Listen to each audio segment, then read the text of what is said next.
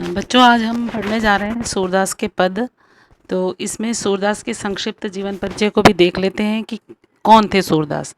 ऐसा माना जाता है कि सूरदास का जन्म 1483 ईस्वी 1483 1483 ईस्वी में रुनकता नामक, मथुरा के पास रुनकता नामक गांव में हुआ था। लेकिन कुछ विद्वान इससे मतभेद रखते हैं और वो कहते हैं कि ये इनका जन्म सीही नामक ग्राम में हुआ था। ये बहुत ही निर्धन सारस्वत ब्राह्मण परिवार में जन्म लिए थे। इनका जन्म हुआ था। इनके पिता रामदास गायक थे।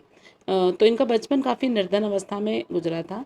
गौघाट के पास इनकी मुलाकात वल्लभाचार्य नामक गुरु से हुई थी। इन्होंने इनसे दीक्षा प्राप्त की थी। ये ऐसा कहा जाता है कि ये जन्मांध थे, जन्म से अंधे थे।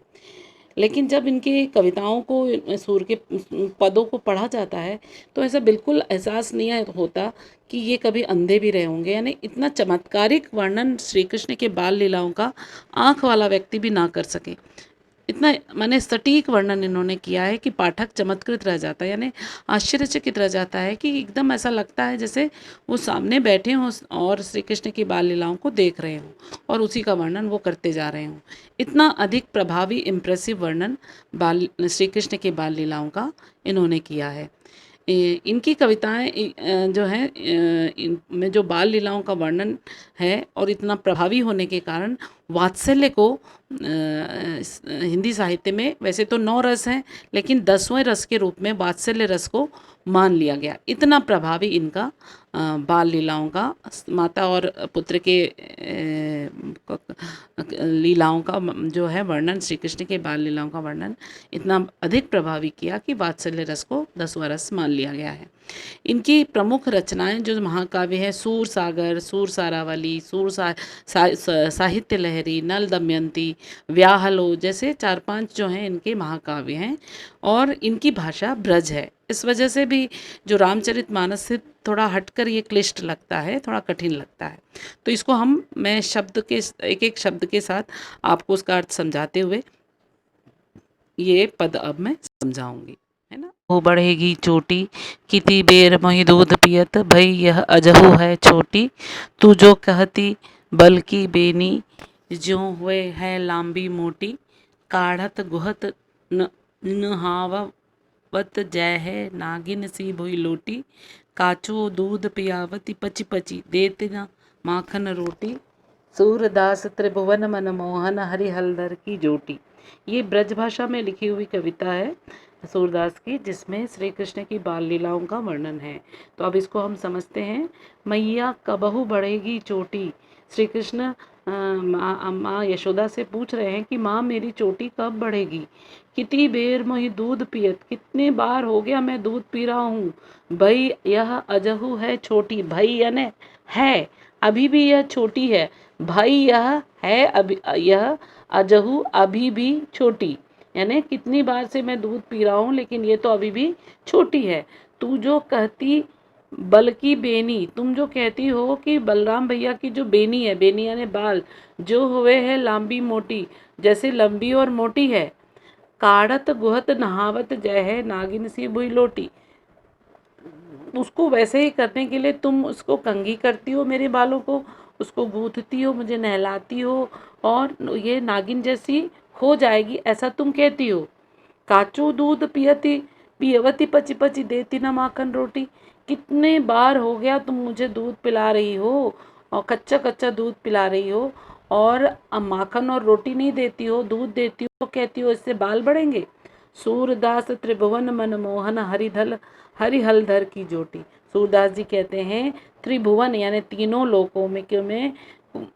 लोकों में ये जो हरि हलधर, हरि यानी श्री कृष्ण, हलधर यानी बलराम की ये जोड़ी है। तीनों लोकों में ऐसी जोड़ी नहीं है जो मनमोहन है, यानी मन को लुभाने वाली है। तो ये आपको समझ में आ गया होगा।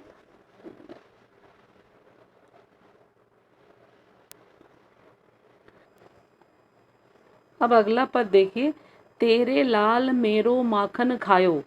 अब यहाँ पर गांव की महिलाएं शिकायत कर रही यशोदा माँ से कि तुम्हारा जो लाल है यानी बच्चा है, बेटा, मेरो माखन खाओ, मेरा माखन खा जाता है।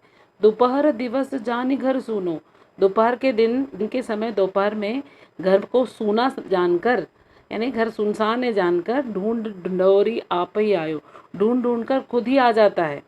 खोल किवाड़, किवाड़ को खोल देता है। पैठी मंदिर में, मंदिर से तात्पर्य घर है, पैठी यानी घुसना, मंदिर घर में घुस जाता है। दूध दही सब सखनी खवायो, चलो खुद खाता है कोई बात नहीं, दूध दही जो है वो अपने सखाओं को भी खिला देता है। उखल चढ़ी सीके को लीनो, उखल यानी ओखली, ओखली पर चढ़ जाता है और जो छीका ऊपर टंगा हुआ है उसको ले लेता है। अनभावत भुई में ढरकायो, और अनभावत जो अच्छा नहीं लगना, अनभाव भाना यानी अच्छा लगना, अनभावन यानी जो अच्छा नहीं लगता, और जो अच्छा नहीं लगता है उस सबको नीचे गिरा दे, ढरकायो यानी गिरा देता है। दिन प्रति हानि होती गोरस की, वो महिला कह रही है यशोदा जी से कि दिन प्रति यानी रोज रोज हानि होती, नुकसान होता है, गोरस यानी दूध का, रोज रोज मुझे नुकसान होता है दूध का। यह ढोटा कौने ढंग लायो, ढोटा यानी ये लड़का तुमने किस ढंग से बढ़ाया है, बढ़ाया है। सूर श्याम को हटकी न राखे, ते ही पूत अनोखो जाए। सूर श्याम यानी सूरदास जी कहते हैं कि तुम्हारा ये जो बेटा है वो बड़ा हटकर है, अनोखा है क्या, सबसे अलग है, अनोखा है क्या, जो ऐसी हरकत करता है। ये समझ में आया होगा।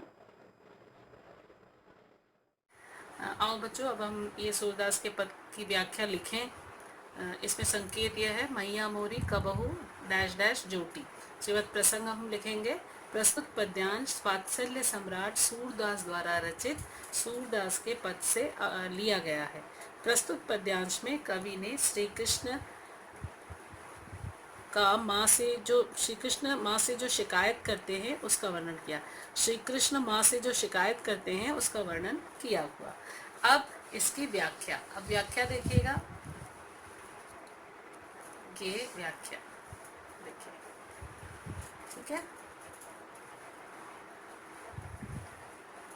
व्याख्या देखिए, व्याख्या में क्या है, प्रस्तुत पद्यांश में कवि कहते हैं कि श्री कृष्ण माँ से शिकायत करते हुए कहते हैं कि माँ मेरी चोटी कब बढ़ेगी, मुझे दूध पीते हुए कितना समय हो गया, ये चोटी तो अब भी छोटी है, तुम तो कहती थी कि मेरी चोटी भी बलराम भैया की तरह मोटी हो जाएगी, इसलिए तुम मुझे नहलाती हो, मेरे बालों की कंघी करती हो और इन्हें गूंथती हो, और इन्हें गूंथती हो, गूंथती हो, है ना, और इन्हें गूंथती हो। कच्चा दूध देखिए, कच्चा दूध पिलाती हो, माखन रोटी भी नहीं खाने देती, नहीं देती, माखन रोटी भी नहीं देती, ये देखिए नहीं देती। सूरदास कहते हैं कि श्री कृष्ण और बलराम जैसी जोड़ी मन को मोहने वाली तीनों लोकों में कोई नहीं है, ठीक है। इसके बाद ये अगला वाला, अगला देखें अपन, ये देखिए, ये तो अपन ने लिख लिया, अब ये दूसरा वाला देखिए,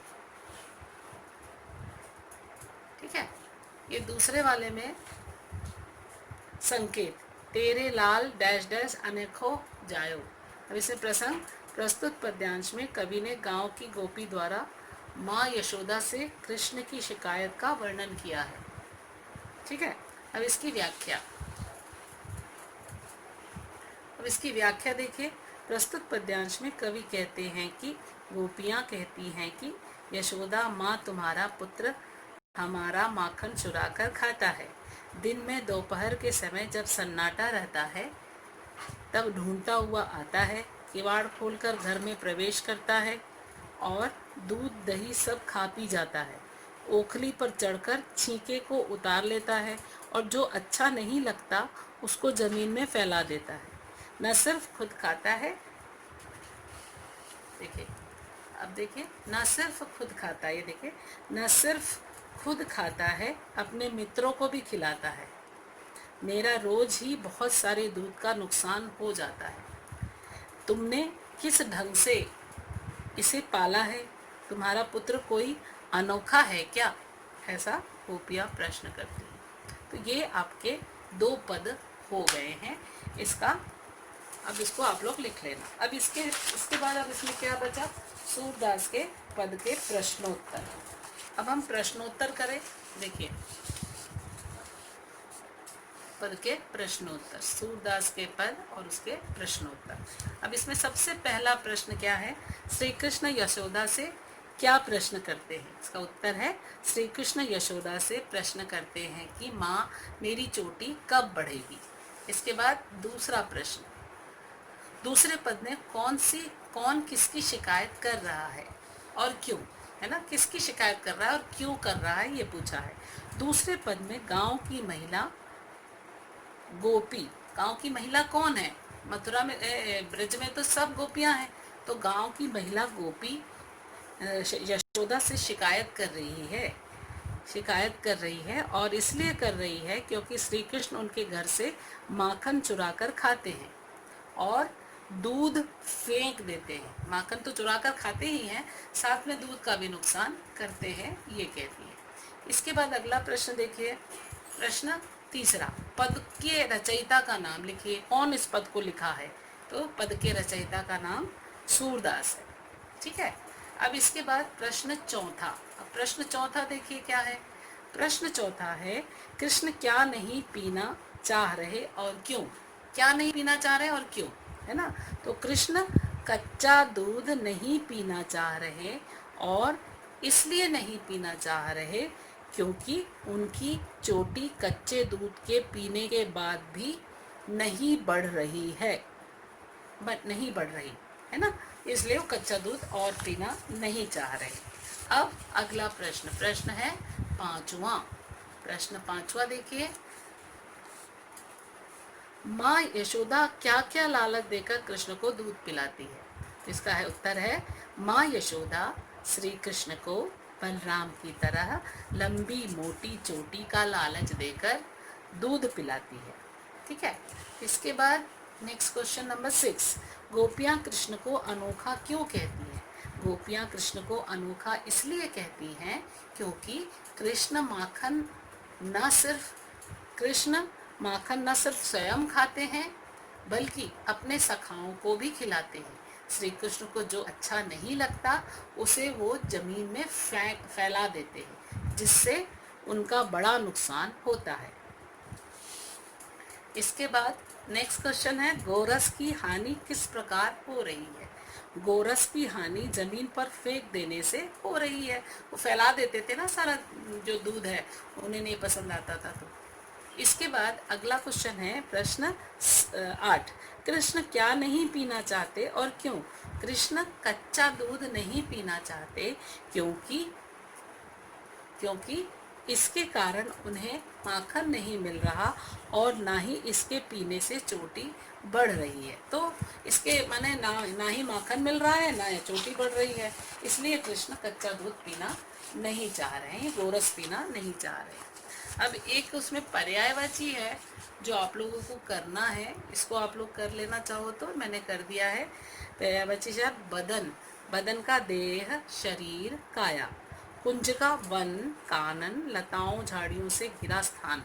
कुंज की गलियां मतलब वो झाड़ियों से घिरी हुई गलियां, है ना, तो वो लताओं झाड़ियों से घिरे हुए स्थान को भी कुंज कहते हैं, जंगल को भी कुंज कहते हैं, तो ये ध्यान रखना।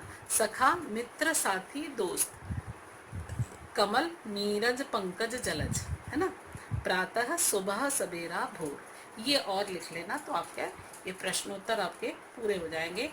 मैंने पाठ की व्याख्या का अर्थ आपको विस्तार से बताया है, उसके बाद उसकी व्याख्या भी विस्तार से लिखवा दी है, और अब ये क्वेश्चन आंसर भी मैंने इसमें करवा दिया है। तो अब इसमें आपको इस पार्ट में कोई दिक्कत नहीं होनी चाहिए। फिर भी अगर आपको कोई दिक्कत होती हो तो आप मुझसे मैसेज कर सकते हैं या डिस्क्रिप्शन बॉक्स में लिखकर मुझे भेज सकते हैं।